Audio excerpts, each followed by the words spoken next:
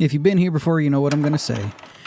The way I figure out what subscriptions I want on YouTube is if I watch 3 or more videos from the same channel over the course of about a month, I'll subscribe to that channel.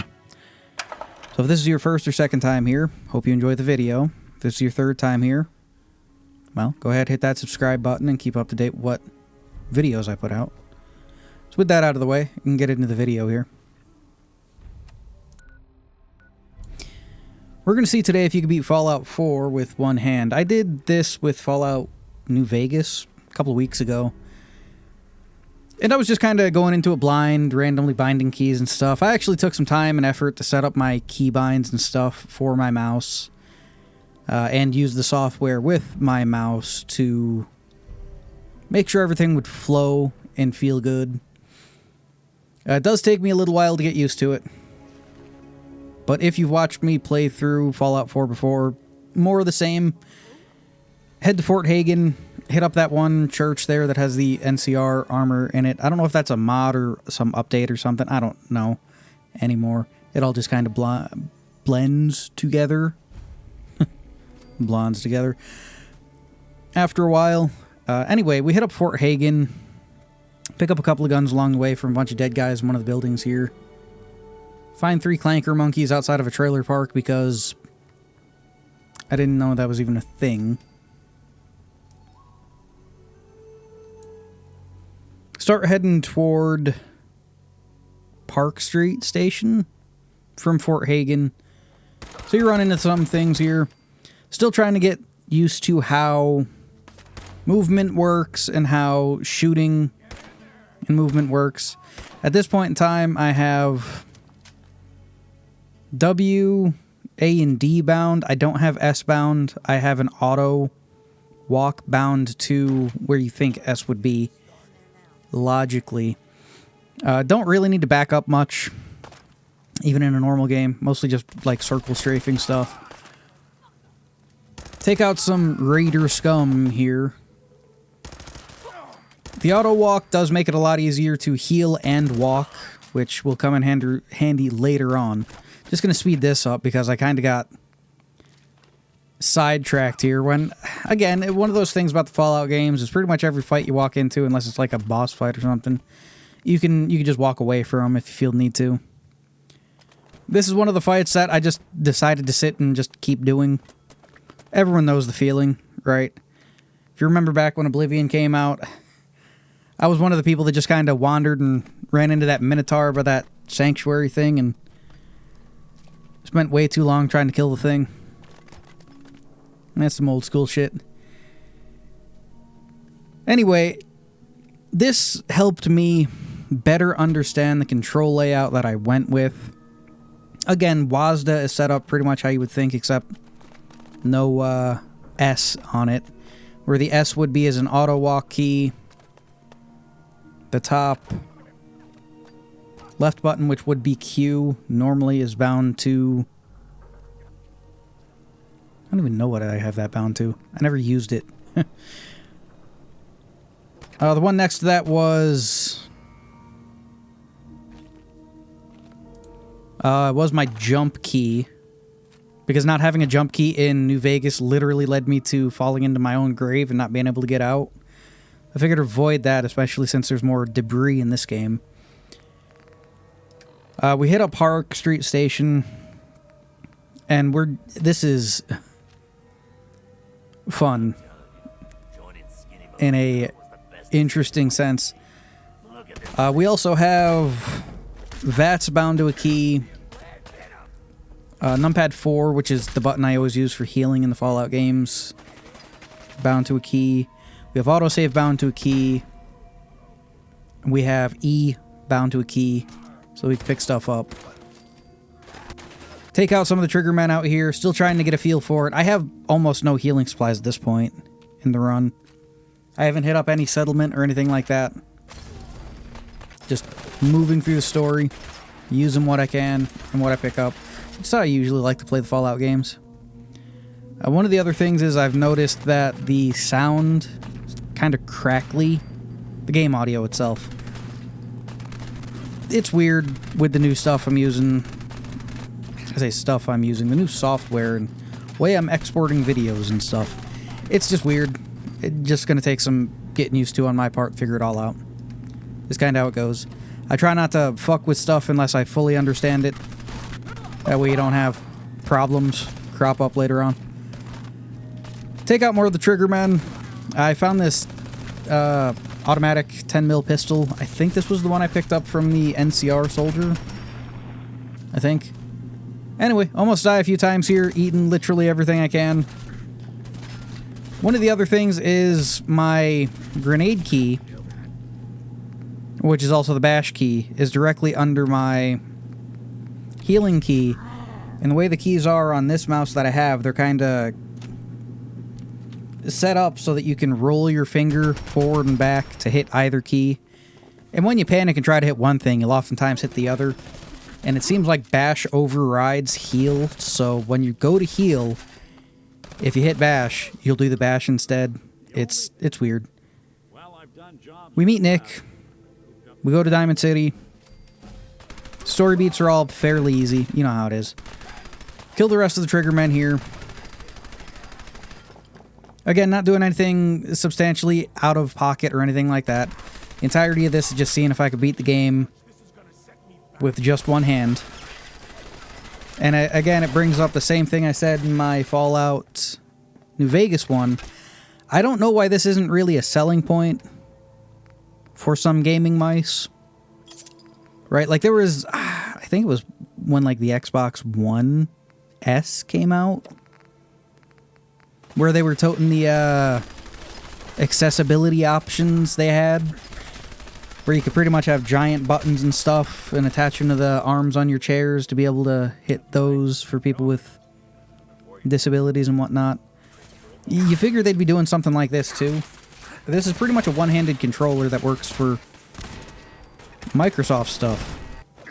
Again, they could probably find a way to streamline it all.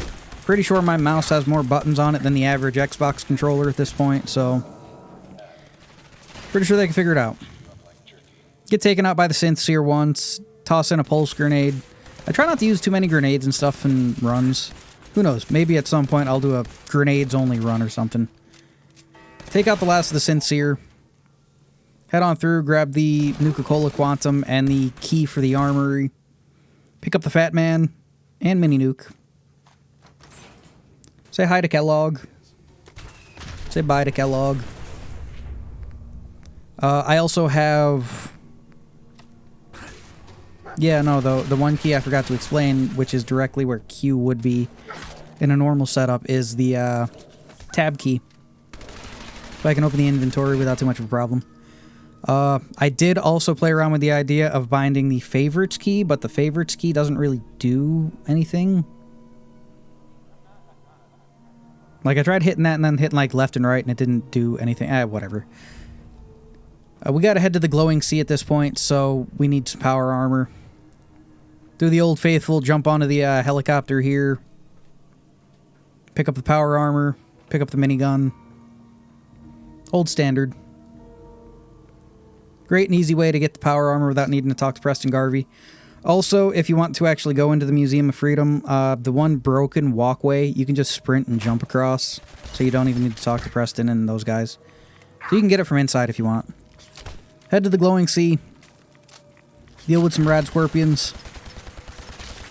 I do like how the laser refracts off of the carapace. Fucking... These bugs I hate the most in this game. Deathclaws, rad scorpions, whatever. The fucking stingwings are annoying as hell. So much so the best idea I've come up with so far is just toss a grenade out when they're getting close to you. You'll take damage, but you'll take less damage than them things just flying around you. Anyway. We deal with the Corsair. He uses his Predator fucking cloak here and... Just, I don't know, man. Fallout 4, and the other Fallout games for that matter, aren't really known for their combat. Well, the 3D games aren't really known for having riveting, first-person, action, shooting combat. It's more of a means to an end, really. Take out the prisoners and stuff here. Say hi to the railroad.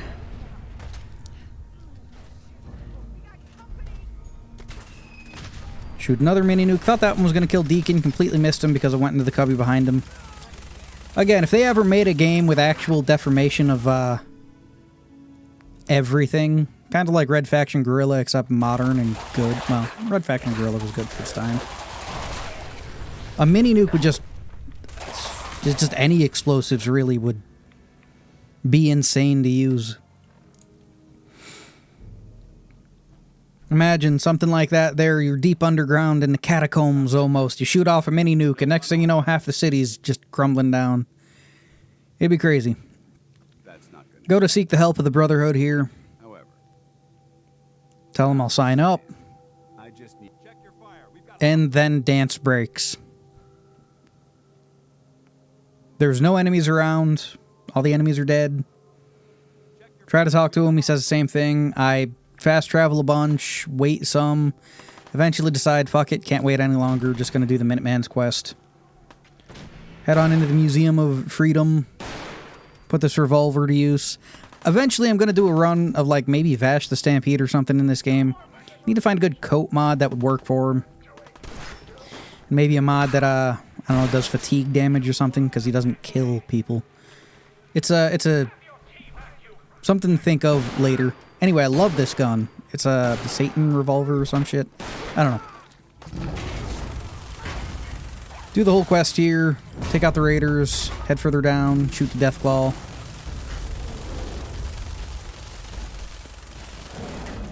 Still bodies you. Again, this quest here would have made more sense like maybe halfway through the game. Let's say you already met the Minutemen. You helped them go do something. And then they have to flee from one of their places because raiders attack it, and then they're asking for your help to move on to Sanctuary or something. That'd make more sense, right? Instead of just, here's power armor and fight a Deathclaw in the first 10 minutes of the game. Anyway, I did eventually get the Brotherhood's shit to work. But the quest line is pretty much fucked. Right? Like this here. Dance is supposed to be here. Dance is not here. It's counting as Dance is here. I used the blast thing to shoot the engine off. Could have swore the doors were supposed to close on their own when you do that. They didn't. Because I remember one run where I opened them and it just fucking killed me completely. Even in power armor, I do believe.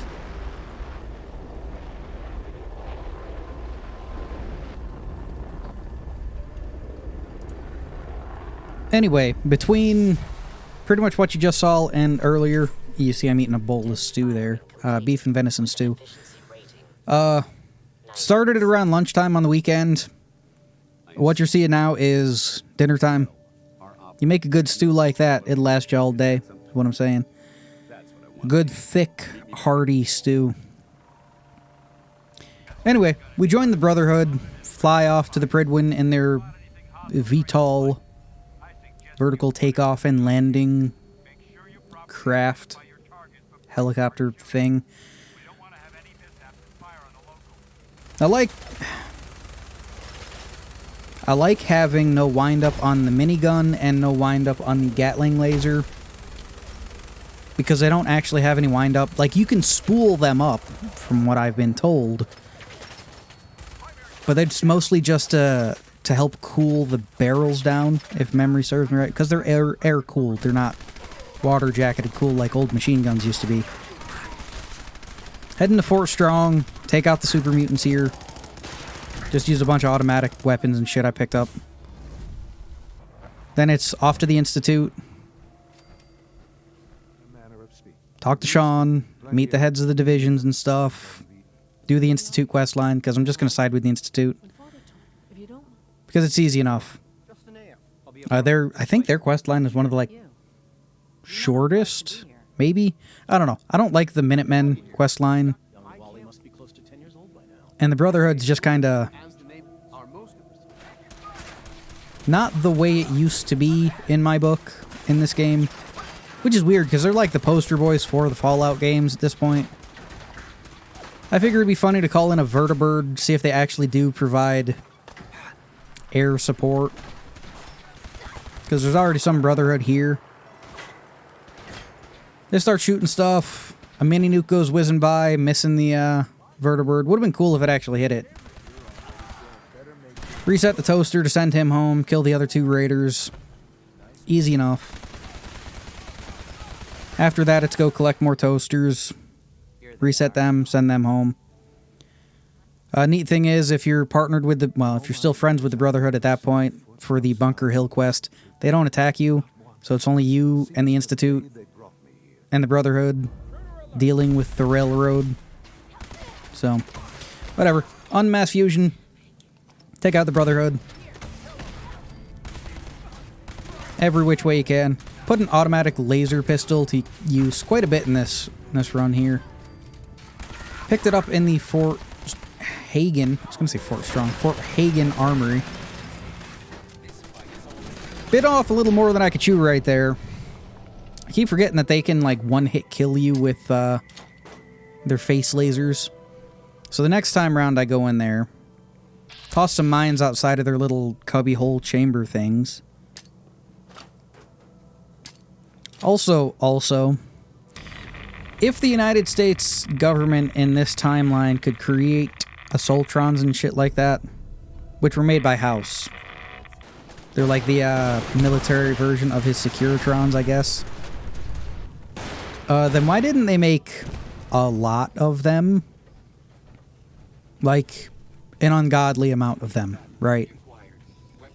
I guess they're... I understand they're supposed to be like, you know, specialized units and this, that, and the other, but...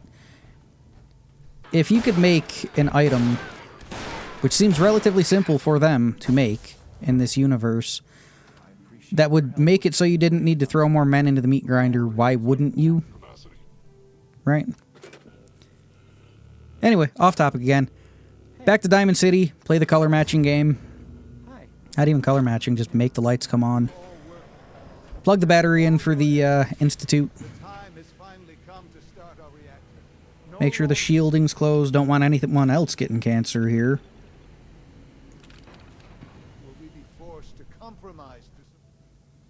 Head on to the meeting. Tell them to make more weapons. I've noticed that if you choose more synths, the problem you run into is, sure, there will be more synths, but they're not equipped with really anything. They have, like, their batons, and that's about it. You say more weapons, and pretty much every synth gets a laser pistol at least. Which is a better way to do it. So we're entering into the end here, dealing with the Brotherhood. I just elect to walk past them at this point. I have a bunch of stim packs on me. Not like I'm buying anything else at this point, so... take out the generators and some of the Brotherhood Knights. Pick up bits and pieces of power armor as I need them. From the T-60 they're all wearing now. Take out the last generator. Head on out. Toss out some synth relay grenades, which are different from Institute relay beacons. These ones only call in one, like, Mark 1 synth, or whatever the fuck they're called. And every one of them has at least a laser pistol. Head up top, take out no legs. Start tossing out every one of these synth relay grenades I have, because these are the ones you can pick up around the Institute. I always grab them when I do an Institute run, just because I like doing this. I think you can get like 13 or 15 of them. Toss those all out, then I switch over to the, what are they called here? The Institute beacons, yeah. And these ones call in 2 Mark 2 or Mark 3 synths. These ones here. These types of synths with the body armor and the jumpsuits and all that. Brotherhood descends down in their vertibird. You figure they'd be sending out as many of them as they could to have, like, air superiority of this area. Like, always on patrol or something. So that, you know, one random person couldn't come in with a fat man and kill half of them. Take a pot shot at the vertibird with a missile launcher. Get one hit on it. Doesn't bring it down, though. Does kill one of the Brotherhood in it. Mow down the Brotherhood with laser pistol here. Doing what we can. Whenever they pop up, just keep shooting at them. shoot Elder Maxon with a rocket launcher, and then he just backs off at the back of the airport, so he's kind of out of the fight for the rest of it. The other question I have is, Elder Maxon is like the descendant of the first High Elder Maxon of the Brotherhood, the founder of the Brotherhood. I'm surprised they haven't made him the High Elder of the Brotherhood. Then again, I don't know where the Brotherhood is actually based out of anymore. Like, they used to be in the Midwest, if memory serves me right. And then eventually they, like, moved around and shit. They had their blimps and airships that crossed the Midwest and all that. And I don't know where the head chapter of the Brotherhood of Steel is anymore. Maybe it's explained somewhere and I just completely fucking ignored it. I have no idea. But there is a council of elders and all that shit there. Anyway, off topic again. Thanks for watching. And yes, you can indeed beat Fallout 4 with one hand. Hope you enjoyed it. I don't think I'm going to do this for Fallout 3 simply because there's too many menu navigations in that one.